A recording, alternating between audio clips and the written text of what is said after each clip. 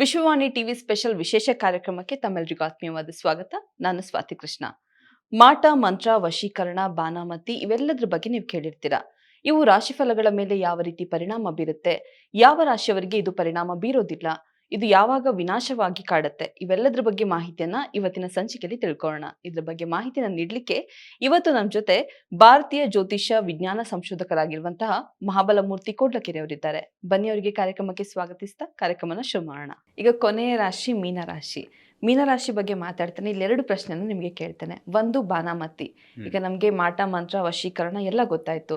ಈ ಬಾನಾಮತಿ ಅಂತ ಹೇಳುವಂತದನ್ನ ನಾವು ಕೇಳಿದ್ದೇವೆ. ಇದ್ರ ಬಗ್ಗೆ ಇನ್ನೂ ಒಂದು ಪ್ರಶ್ನೆ ಯಾವುದು ಅಂತ ಹೇಳಿದ್ರೆ, ಈಗ ವಿಡಿಯೋ ನೋಡಿ ನಾವು ಅಡ್ಗೆ ಮಾಡೋದು ಕಲಿಬಹುದು ಅಥವಾ ಇನ್ನೇನೋ ಕಲಿಬಹುದು. ಆದ್ರೆ ವ್ಯೂಸ್ ಬರ್ಲಿ ಅಥವಾ ನೋಡ್ಲಿ ಅನ್ನೋ ಒಂದು ಕಾರಣಕ್ಕೋಸ್ಕರ ನೀವ್ ಇವ್ರನ್ನ ವಶೀಕರಣ ಮಾಡ್ಬೇಕಾ, ಈ ವಿಡಿಯೋ ನೋಡ್ಬಿಟ್ಟು ಪ್ರಯೋಗ ಮಾಡಿ ವಶೀಕರಣ ಆಗ್ತಾರೆ ಅಂತ ಹೇಳುವಂಥದ್ದು ಎಷ್ಟೊಂದು ವಿಡಿಯೋಗಳು ನಮಗೆ ಯೂಟ್ಯೂಬ್ ಅಲ್ಲಿ ಲಭ್ಯವಾಗುತ್ತೆ. ಇದೆಲ್ಲ ಪ್ರಯೋಗ ಮಾಡೋದ್ರಿಂದ ಇದು ವರ್ಕ್ ಆಗುತ್ತಾ ಅಥವಾ ಇದೆಲ್ಲ ನಿಜಾನ? ಇದ್ರ ಬಗ್ಗೆ ಮಾಹಿತಿ ಕೊಡೋದಾದ್ರೆ. ಇದು ಕೂಡ ಎಲ್ಲ ರಾಶಿಯವರಿಗೂ ಅನ್ವಯಿಸಿ. ಇನ್ನು ಮೀನರಾಶಿಯವರ ಬಗೆಗೆ ಹೇಗೆ, ವಿಡಿಯೋ ನೋಡಿ ಈಗ ಎಷ್ಟೋ ನಿಮ್ಮ ಮನೆಯ ಜಿರಳೆಗಳನ್ನು ದೂರ ಮಾಡಿಕೊಡಿ, ಅಥವಾ ಹೌಸ್ ಫ್ಲೈಸ್ ನೊಣಗಳನ್ನು ಅದು ಮಾಡಿದವಾಗ ಪರಿಣಾಮ ಕೊಟ್ಟಿದ್ದು ಒಂದೊಂದು ಸಲ ಗೊತ್ತಿಲ್ಲ. ನಾನು ಗೊತ್ತಿರದೆ ಹೌದು, ನಾನು ಮಾಡಿದಾಗ ಅದು ಪರಿಣಾಮ ಕೊಟ್ಟಿಲ್ಲ ಹೇಳೋದ್ರ ಒಂದೇ ಆಧಾರದ ಮೇಲೆ ನಾನು ಹೇಳಿದ್ರೆ ತಪ್ಪಾಗುತ್ತೆ. ಆದರೆ ಎಷ್ಟೋ ಜನ ಏನಪ್ಪ ಪರಿಣಾಮ ಆಗಿಲ್ಲ ಅಂತ ಹೇಳಿದವ್ರನ್ನ ಕೇಳಿದ್ದೇನೆ.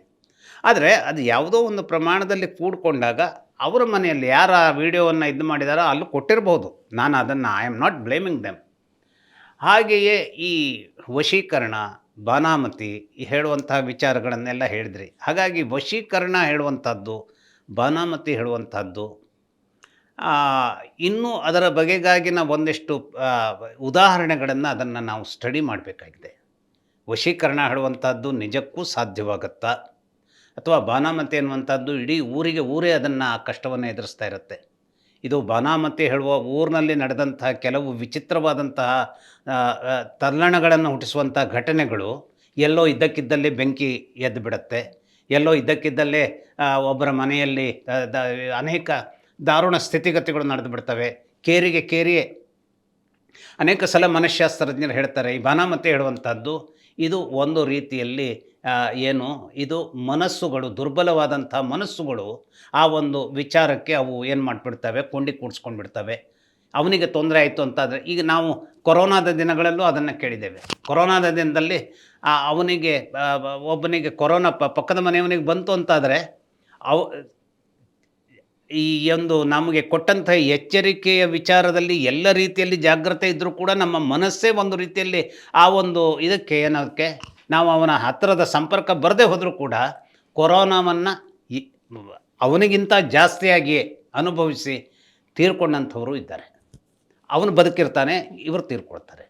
ಹಾಗಾಗಿ ಕೆಲವು ಮಾನಸಿಕವಾದಂತಹ ಘಟ್ಟದಲ್ಲಿ ಯಾವೆಲ್ಲ ಕ್ರಿಯೆಗಳು ವಿಚಿತ್ರವಾಗಿ ನಮ್ಮನ್ನು ಒಂದು ಘಾಸಿಗೆ ಒಳಗೆ ಮಾಡ್ತವೆ ಅಥವಾ ಒಂದಿಷ್ಟು ನಮ್ಮ ಪತನಕ್ಕೆ ಕಾರಣ ಮಾಡ್ತವೆ. ಇದು ಅಂದರೆ ಶಬ್ದಗಳಲ್ಲಿ ಇದನ್ನು ಹಿಡೀಲಿಕ್ಕೆ ಅಸಾಧ್ಯವಾದಂಥ ಸಂಗತಿ.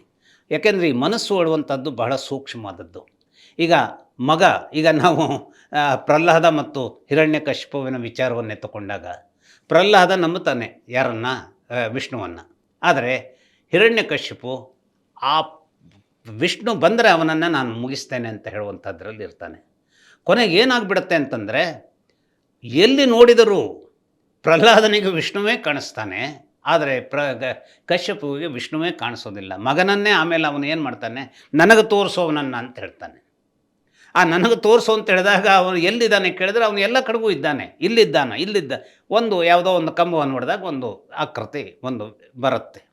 ಅಂದರೆ ಎಷ್ಟರ ಮಟ್ಟಿಗೆ ಅವನು ದಣದು ಹೋಗ್ತಾನೆ ಅಂತಂದರೆ ಹಿರಣ್ಯಕಶ್ಯಪು ಅಂತೂ ಕೊನೆಗೆ ಯಾವುದೋ ಒಂದು ಸ್ವರೂಪದಲ್ಲಿ ಒಂದು ಸಾವು ಬಂದರೆ ಸಾಕಾಗಿತ್ತು. ಯಾಕೆಂದರೆ ಮಗನನ್ನು ಅವನಿಗೆ ರಿಪೇರಿ ಮಾಡಲಿಕ್ಕೆ ಆಗ್ತಾ ಇರಲಿಲ್ಲ.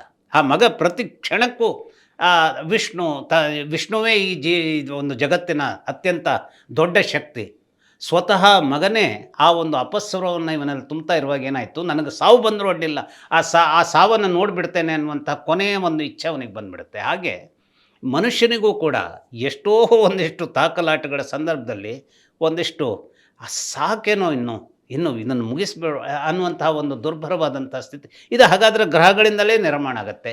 ವಿಶೇಷವಾಗಿ ಈ ಒಂದು ಮೀನರಾಶಿಯ ಜನರಿಗೆ ಅದು ಸಾಧ್ಯವಾಗುತ್ತೆ. ಮೀನರಾಶಿಯ ಜನರು ಅವರದೇ ಆದ ಭಾವನೆಗಳ ಮೂಲಕವಾಗಿ ಅವರು ದಣಿವಿಗೆ ಹೋಗ್ಬಿಡ್ತಾರೆ. ಯಾಕೆಂದರೆ ಈ ಮನೆಯ ಯಜಮಾನ ಗುರು ಕೊಡುವಂಥದ್ದು ಜ್ಞಾನ.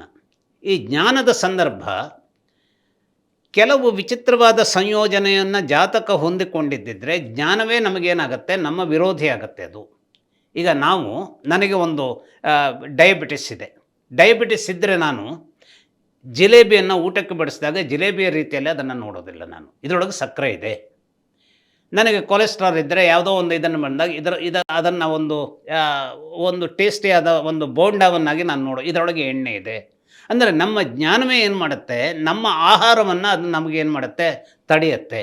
ನಮ್ಮ ದೇಹಕ್ಕೆ ಎಲ್ಲದರ ಮಿಶ್ರಿತವಾದಂಥ ಆಹಾರ ನಮಗೆ ಬರಬೇಕು. ಹಣ್ಣು ಬೇಕು, ಧಾನ್ಯ ಬೇಕು, ಹಾಗೆ ಯಾವುದೋ ಒಂದಿಷ್ಟು ನಾರಿನ ಪದಾರ್ಥ ಅಂಶಗಳು ಬೇಕು, ತರಕಾರಿ ಬೇಕು, ಸ್ವೀಟ್ ಬೇಕು, ಎಲ್ಲದೂ ಬೇಕು. ಆದರೆ ನಮಗೆ ಯಾವುದೋ ಒಂದು ಇದೆ ನಿನಗೆ ಈ ತೊಂದರೆ ಇದೆ ಅಂತ ಹೇಳಿದವಾಗ ಯಾವುದನ್ನು ನಾವು ಸೇವಿಸಬೇಕು ಅನ್ನೋದ್ರ ಬಗ್ಗೆ ನಾವು ನಿಯಂತ್ರಣ ಹೇರ್ಕೊಳ್ಳಿಕ್ಕೆ ನಾವು ಹೊರಡ್ತೇವೆ. ಆದರೆ ಅದು ಇನ್ನೊಂದು ಯಾವುದೋ ಒಂದು ಸ್ವರೂಪದಲ್ಲಿ ಅದು ಬರುತ್ತೆ. ಹೀಗೆ ಹಿರಣ್ಯಕಶಿಪುವಿಗೆ ಕಂಬದಲ್ಲಿ ಯಾವ ಕಾರಣಕ್ಕೂ ಹರಿ ಇರೋದಕ್ಕೆ ಸಾಧ್ಯವೇ ಇಲ್ಲ ಅಂತ ಅವನು ತಿಳ್ಕೊಳ್ತಾನೋ, ಆ ಕಂಬವನ್ನು ಹೊಡೆದಾಗ ಬಂದುಬಿಡ್ತಾನೆ ಅವನು. ಹಾಗೆ ನಮ್ಮ ರೋಗಗಳ ಸಂದರ್ಭವೂ ಹಾಗೆ. ನಾವು ಜಿಲೇಬಿಯನ್ನು ನಾವು ಅವಾಯ್ಡ್ ಮಾಡಿದರೂ ಕೂಡ ಎಲ್ಲೋ ಒಂದು ರೀತಿಯಲ್ಲಿ ಅದು ಬಂದು ಇನ್ನೊಂದು ರೀತಿಯಲ್ಲಿ ಅದು ಶೇಖರ ಆಗುತ್ತೆ. ಹಾಗಾಗಿ ಇಂತಹ ಈ ಒಂದು ವಿಶಿಷ್ಟವಾದ ಸ್ವರೂಪದಲ್ಲಿ ನಮಗೆ ಬೇಕಿರದೆ ಹೋದಂತಹ, ನಮಗೆ ಯಾವ ಕಾರಣಕ್ಕೂ ಆ ಲಿಮಿಟನ್ನು ಮೀರಿದಂಥ ಒಂದು ಜ್ಞಾನದ ಒಂದು ದೊಡ್ಡ ಒಂದು ಸಂಚಯ ಏನಿರುತ್ತೆ ಅದು ನಮ್ಮ ವಿರೋಧಿಗೆ ಅಂದರೆ ನಮ್ಮನ್ನೇ ನಾಶ ಮಾಡುವುದಕ್ಕೆ ಕಾರಣವಾಗುವಂತಹ ಒಂದು ಕೆಟ್ಟ ಶಕ್ತಿಯಾಗಿ ರೂಪಾಂತರಗೊಳ್ಳುತ್ತೆ. ಹಾಗಾಗಿ ಈ ಒಂದು ರಾಶಿಯವರಿಗೆ ಮಾಂತ್ರಿಕ ಉಪಯೋಗಿಸಬಹುದಾದಂಥದ್ದು ಈ ಹುಲಿಯ ಉಗುರುಗಳನ್ನು ಕೆಲವರು ಧರಿಸ್ಕೊಳ್ತಾರೆ ನೋಡಿ.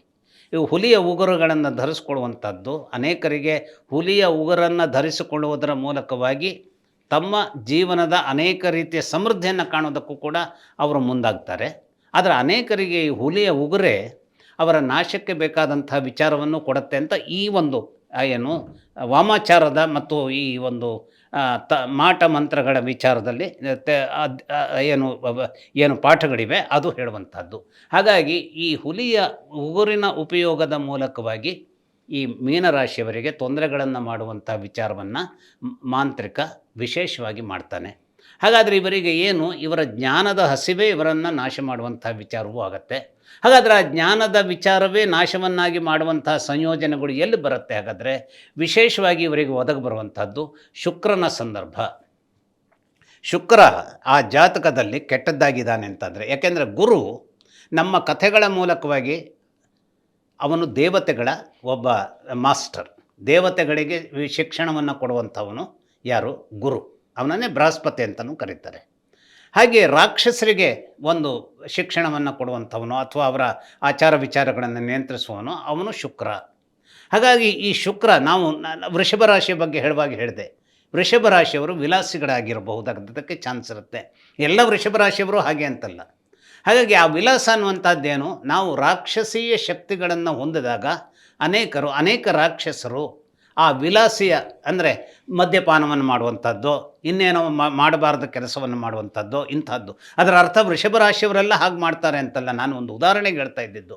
ವಿಲಾಸ ಎಲ್ಲೆಲ್ಲಿ ಬರಬಹುದು. ಹಾಗಾಗಿ ಈ ರಾಶಿಯವರಿಗೆ ಶುಕ್ರ ಕೆಟ್ಟದ್ದಾಗಿ ಇದ್ದರೆ ಆ ಶುಕ್ರನ ಸಂದರ್ಭ ಇನ್ನೇನೋ ಒಂದು ರೀತಿಯಲ್ಲಿ ಅದು ದೊಡ್ಡ ತನ್ನ ಒಂದು ಒಂದು ಅಳತೆಯನ್ನು ಮೀರಿ ಅದು ತನ್ನದೇ ಆದಂಥ ವಿಕೃತಿಯನ್ನು ಶುಕ್ರ ಗ್ರಹ ಪಡೆದುಕೊಂಡಿದ್ದರೆ ಈ ರಾಶಿಯವರಿಗೆ ಕೆಟ್ಟದ್ದಾಗುವಂಥದ್ದಕ್ಕೆ ಅವಕಾಶ ಇರುತ್ತೆ. ಅದನ್ನು ಹುಲಿಯ ಉಗುರಿನ ಮೂಲಕವಾಗಿ ಮಾಂತ್ರಿಕ ಮಾಡುವಂಥದ್ದಕ್ಕೆ ಅವಕಾಶ ಕೂಡಿ ಬರುತ್ತೆ.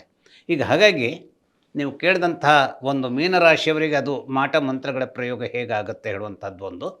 ಈ ಬಾನಾಮತಿ ಹೇಳುವಂಥದ್ದು ಇನ್ನೂ ಅದು ವಶೀಕರಣ, ಇವೆಲ್ಲದರ ಬಗೆಗೆ ಪರಿಪೂರ್ಣವಾದಂತಹ ಒಂದು ಇದಮಿತ್ತಮ್ ಅಂತ ಹೇಳುವಂತಹ ಉದಾಹರಣೆಗಳನ್ನು ಈ ಒಂದು ಅದರ ಬಗೆಗಾಗಿನ ಚಾಪ್ಟರ್ಗಳಲ್ಲಿ ಅದರ ಕಂಟೆಂಟ್ಸ್ ಏನಿದೆ ಅಷ್ಟು ಕನ್ವಿನ್ಸಿಂಗ್ ಅಲ್ಲದೆ ಹೋಗಿದ್ದರಿಂದ ನನಗೆ ನನ್ನದೇ ಆದ ಅನುಮಾನಗಳಿದೆ.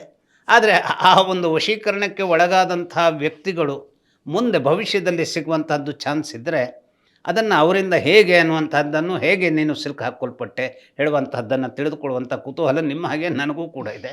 ನಮಸ್ಕಾರ. ಓಕೆ. ಸೊ 12 ರಾಶಿ ಫಲಗಳಿಗೆ ಮಾಟ ಮಂತ್ರಗಳ ಪ್ರಯೋಗಗಳು ಯಾವ ರೀತಿ ಪರಿಣಾಮ ಬೀರುತ್ತೆ, ಏನಾಗಬಹುದು ಅನ್ನೋದ್ರ ಕುರಿತು ಸಾಕಷ್ಟು ಮಾಹಿತಿಯನ್ನು ನೀಡಿದ್ರಿ. ಧನ್ಯವಾದಗಳು ಸರ್ ನಿಮಗೆ. ಇದೇ ರೀತಿ ಇಂಟ್ರೆಸ್ಟಿಂಗ್ ವಿಡಿಯೋಗಾಗಿ ವಿಶ್ವವಾಣಿ ಟಿವಿ ಸ್ಪೆಷಲ್ ಯೂಟ್ಯೂಬ್ ಚಾನಲ್ನ ಸಬ್ಸ್ಕ್ರೈಬ್ ಆಗಿ. ಈ ವಿಡಿಯೋ ನಿಮ್ಗೆ ಇಷ್ಟ ಆದರೆ ಶೇರ್ ಮಾಡಿ, ಲೈಕ್ ಮಾಡಿ, ಫಾಲೋ ಮಾಡಿ. ಧನ್ಯವಾದಗಳು.